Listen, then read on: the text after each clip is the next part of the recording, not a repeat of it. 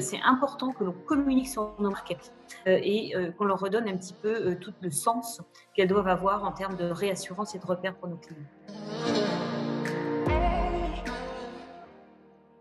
Bonjour Christelle, je suis Oui. ravi de t'avoir aujourd'hui et de pouvoir se voir un peu en visu. Comme tu le sais, la situation est assez inédite et on avait envie un petit peu de connaître le sentiment de chacun et notamment des acteurs incontournables du marché français que vous êtes. D'abord, je te pose la question, comment tu vas? Personnellement, ça va bien et au niveau du groupe, eh bien, on est reparti dans les starting blocks après la phase de fermeture, la phase de réouverture, donc qui est assez intense, aujourd'hui. Alors justement, c'est vrai qu'on a beaucoup commenté toutes les aides qui ont été apportées par l'État et on va avoir très certainement un deuxième volet à partir du 14 mai et c'est tant mieux, hein, parce que je pense que notre secteur a besoin de soutenir. Par contre, vous êtes face à des décisions pas simples sur les réouvertures. Alors vous avez annoncé que vous allez plus que progressivement, dès la semaine prochaine, remettre une partie de votre offre sur le marché. Est-ce que tu peux nous raconter un petit peu l'histoire de ces dernières semaines autour des décisions de réouvrir et dans quelles conditions? Alors, c'est jamais des décisions faciles parce que je crois qu'aujourd'hui, nul n'a de boule de cristal pour savoir s'il est opportun de réouvrir tôt ou non. Néanmoins, on avait tout de même, on a été à peu près à 80, un peu plus de 80% de notre parc qui a été fermé avec la crise du Covid. Notre ambition aujourd'hui, notre volonté vraiment, c'est de réouvrir et réouvrir au plus vite. Pourquoi? Parce que tout simplement, l'hôtellerie, c'est comme un acteur incontournable et solidaire de l'économie et qu'à un moment donné, si l'hôtellerie n'est pas au rendez-vous, l'économie globalement va avoir aussi du mal à redémarrer. Ça, c'est la première chose. Aujourd'hui, on a 200 hôtels qui sont d'ores et déjà réouverts. On aura à peu près 50% du parc au 11 mai, donc d'ici quelques jours. Et à la fin mai et début juin, on aura quasiment la totalité du parc, quel que soit le statut, hein, franchisé ou filiale. Voilà. Donc un gros travail parce que après 2 mois d'arrêt, rouvrir un hôtel, c'est certainement plus compliqué et surtout dans les conditions sanitaires actuelles que de le fermer, très clairement. Donc il y a différentes phases hein, qu'on va avoir hein, pour l'ouverture de ces établissements-là. La première, c'est cette période de réouverture, d'appropriation des nouveaux process, hein, notamment sanitaires, de réassurance du consommateur qui est vraiment la priorité, parce qu'aujourd'hui, les besoins des consommateurs ont changé. Hein. C'est bien sûr, je veux un hôtel, je veux un prix, mais avant tout, je veux un hôtel ouvert et qui me garantit la sécurité sanitaire. Donc, c'est des nouveaux process pour les équipes, des équipes qui ne sont pas forcément revenues travailler depuis 2 mois, qu'il faut aussi remettre au travail. On sait qu'elles ne vont pas être à 100% dès le départ non plus, hein, en termes de nombre de personnes par hôtel. Tout ça, il faut l'optimiser. Une remise en route qui nécessite énormément de formation et d'accompagnement pour être auprès des équipes, auprès des clients et garantir la sécurité pour tous. Et d'aller rechercher le business, bien sûr. Ouais, évidemment. Alors, c'est sûr que c'est vrai qu'un hôtel n'a pas vocation à être fermé, surtout vos types d'établissements. Est-ce que vous avez eu un peu des vibrations au niveau du marché qui vous ont conforté dans cette volonté de réouvrir le réseau? Est-ce que tu sens que la demande, elle est là dans les starting blocks ou c'est plus nuancé quand même? Non, très clairement, notamment en fait sur nos marques, hein, on est plutôt dans l'économique et le budget. On voit très clairement qu'il y a une dynamique qui monte depuis plusieurs jours, voire même plusieurs semaines d'ailleurs, sur la partie clientèle, notamment BTP ou grands comptes, grandes sociétés qui recherchent des hébergements sécures pour leurs équipes en déplacement et qui parfois vont même nous prendre tout un hôtel. Donc, notamment si je prends première classe, là, ne serait-ce qu'en une semaine, on voit qu'on a multiplié par 3 les réservations et les pick-up. Et maintenant, de jour en jour, on voit bien que le trend est extrêmement positif. Donc là, ça nous conforte dans cette dynamique-là. Ensuite, d'autres éléments, bien sûr, c'est évident, mais compte tenu de ce déconfinement un peu progressif et des consignes du gouvernement, on sait que la clientèle de l'été, elle sera avant tout domestique. Donc, on risque aussi d'avoir des clients qu'on n'avait pas forcément avant. D'ailleurs, on le voit dans les recherches, hein, que ce soit sur nos systèmes ou dans les mots-clés sur les villes.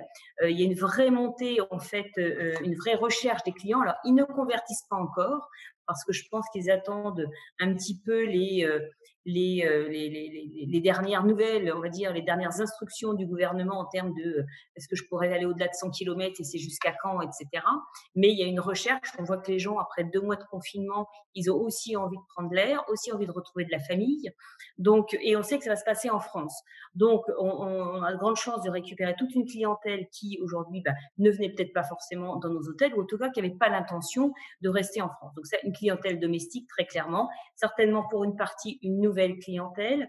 La clientèle du BTP, là, elle est déjà là et on sent que vraiment, là, ça pousse. Hein, on sent qu'il y a une dynamique dans ce secteur qui veut reprendre ses chantiers, que ce soit les travaux publics ou le bâtiment. Et ensuite, eh bien, la dynamique, elle va aussi dépendre d'éléments qu'on ne maîtrise pas à date, hein, mais quid d'un vaccin, d'un traitement d'ici la fin de l'année. Donc ça sera un facteur assez déterminant de rassurance ou non. Très clairement. Il y aura aussi des changements sur la clientèle un peu corporate qui a pris l'habitude aussi du télétravail, donc qui du coup risque aussi d'avoir un effet un petit peu rétropédalage pour nous, à savoir peut-être moins de déplacements, même quand les choses reviendront un petit peu plus à la normale à la rentrée. Aujourd'hui, on n'envisage pas de réouverture des restaurants dans le meilleur des cas début juin ou peut-être en fin juin. Donc, voilà, il faut dormir, mais il faut aussi se nourrir. Comment vous avez organisé cet aspect de la restauration dans vos établissements?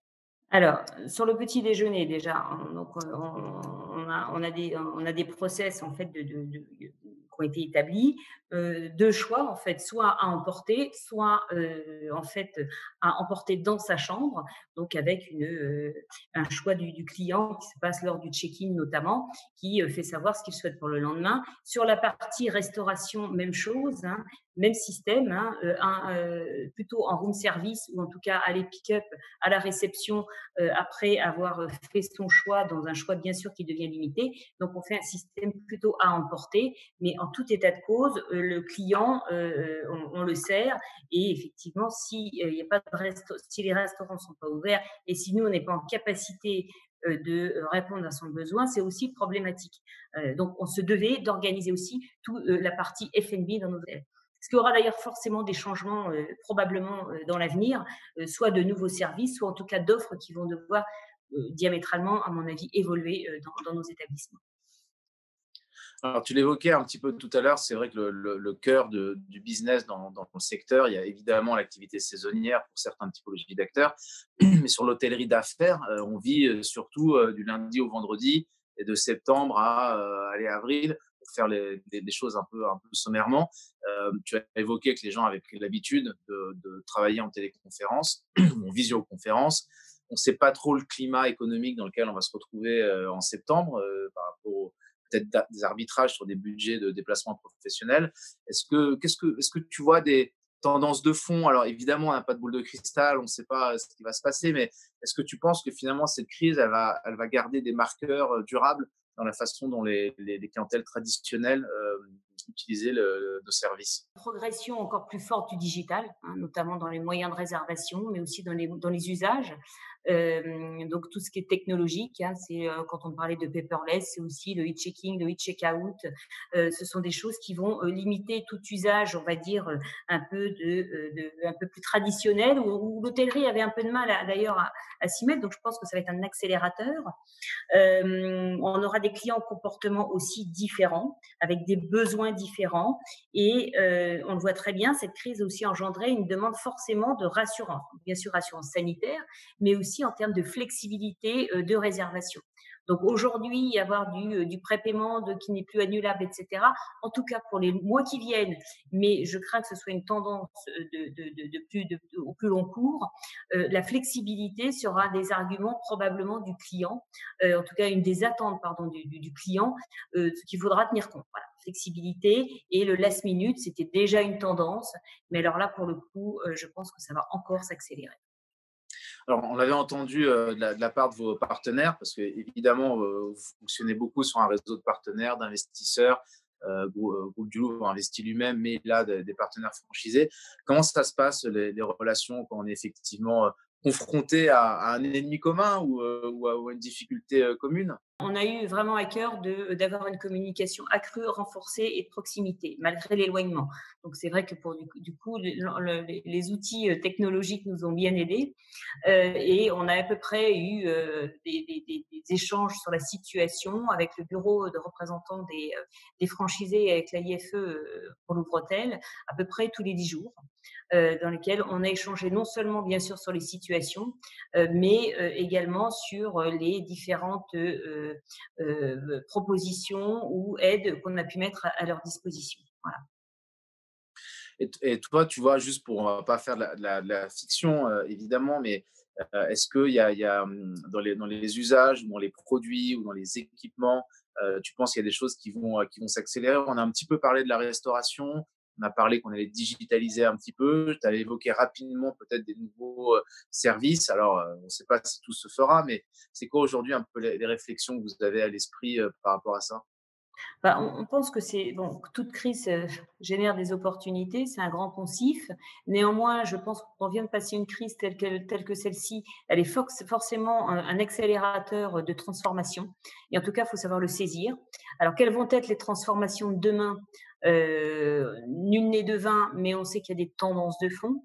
On va travailler et on est déjà en train de travailler avec nos réseaux, avec tout, j'ai envie de dire, tout le bottom-up, tout le savoir-faire qui peut émerger en fait de nos équipes pour justement sur des sujets divers, autant divers que variés, où ça passe du F&B au produit en passant par les process opérationnels. Il est temps de se réinventer et il y a une vraie démarche qui est en cours aujourd'hui sur ce sujet, sur ces sujets, justement pour être dans la course et pas rater ces transformations. Il y a quelques années, c'était un peu un trend de fond aussi. Les marques étaient un petit peu mises à mal et n'étaient plus forcément le repère qu'elles devaient jouer, on va dire traditionnellement, hein. Et aujourd'hui, je pense que cette crise sanitaire, cette rassurance de professionnels hein, qu'on est, avec les process qu'on est en capacité de mettre et la relation client qu'on peut garantir en termes de sécurisation sanitaire, mais aussi de nos systèmes, va faire aussi un retour des marques, en fait, une remise, une reprise de confiance dans les marques. Et je pense que plus que jamais, c'est important que l'on communique sur nos marques et qu'on leur redonne un petit peu tout le sens qu'elles doivent avoir en termes de réassurance et de repères pour nos clients. Non, non, c'est indéniable que demain, effectivement, les gens ont besoin de repères et de réassurance.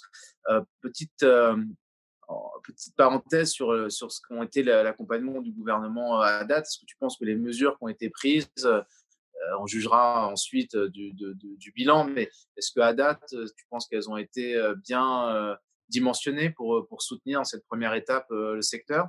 Oui, moi je pense qu'on a un pays où on a beaucoup de chance, hein. Quand on regarde ce qui s'est passé dans d'autres pays, sans forcément transatlantique, mais tout simplement au niveau européen, on a beaucoup de chance d'avoir eu un gouvernement qui a beaucoup soutenu. On est quand même des secteurs certainement les plus soutenus, certes les plus touchés, mais quand même énormément soutenu, qui a su être réactif. C'est-à-dire qu'on n'a pas mis un mois à sortir les premières mesures, qui a été quand même un facteur pour moi déterminant dans la respiration, entre guillemets, si tant est qu'on puisse parler de respiration dans cette période qui a été très difficile et qui n'est pas terminée, mais un accompagnement, je pense, du gouvernement qui a su être actif, également avec nos représentants de la profession qui ont été extrêmement actifs sur le sujet et on sait que c'est pas fini. Bon, en tout cas, on verra la suite.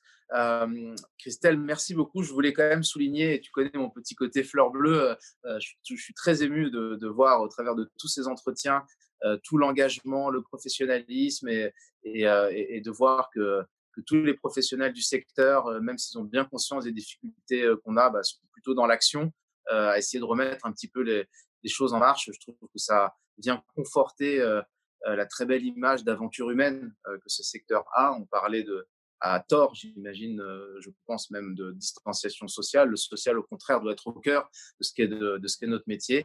Et en tout cas, bravo pour tout ce que vous faites. Je pense que c'est une décision courageuse et responsable de réouvrir vos hôtels. Et puis, merci beaucoup d'avoir partagé à date et ces quelques éléments et bon courage pour la suite. Merci beaucoup, Christelle. Merci Vangelis et toutes les équipes en tout cas ont hâte d'aller sur le terrain, de rouvrir et de retrouver leurs clients.